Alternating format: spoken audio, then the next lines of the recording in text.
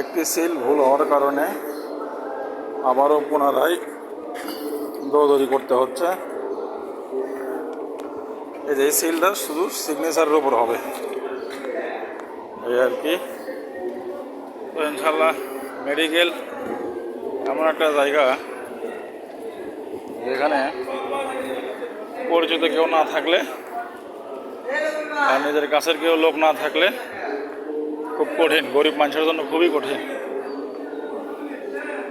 তো আমি আমার মায়ের জন্য করে চিকিৎসা কিছু কিছু পরীক্ষা আছে, এগুলো ফ্রি করার জন্য করে দৌড়দৌড়ি করতেছি।